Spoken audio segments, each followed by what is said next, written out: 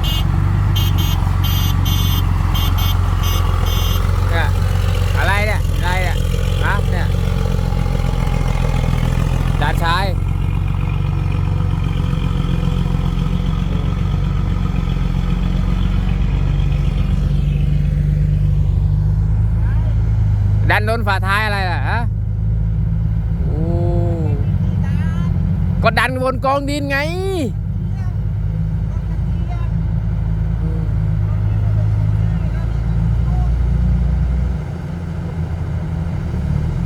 เออ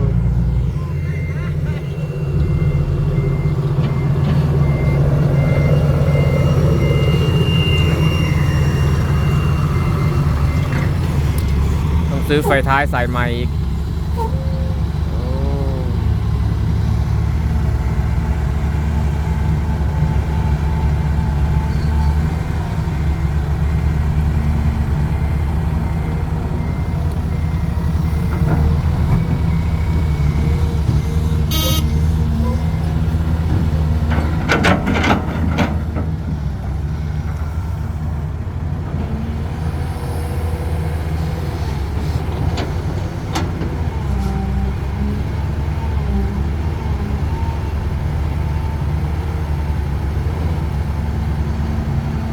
ช่างกล้องไม่รู้ทำได้หรือเปล่าน่าจะทำได้มั้ง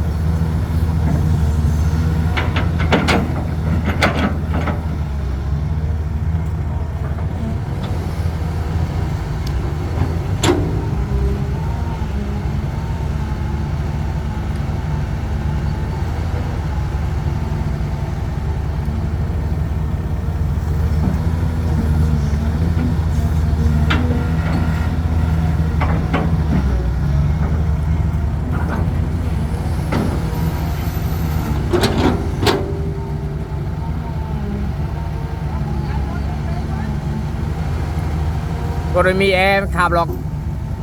ขับยังไงแอร์พัง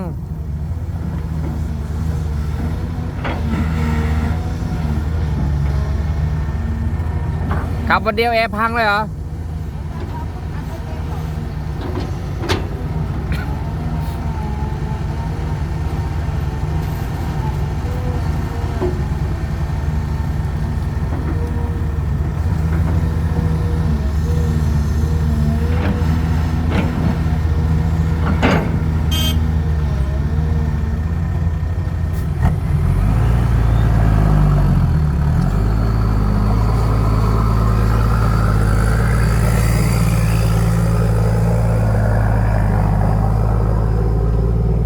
ข่าวเลยครับไฟท้ายผม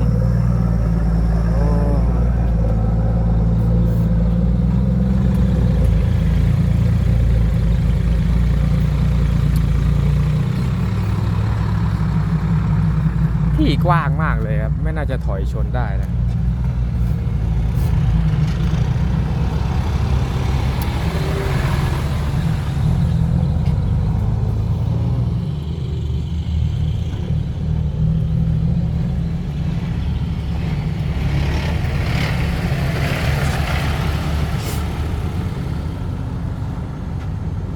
น่าจะไอ้นี่แหละ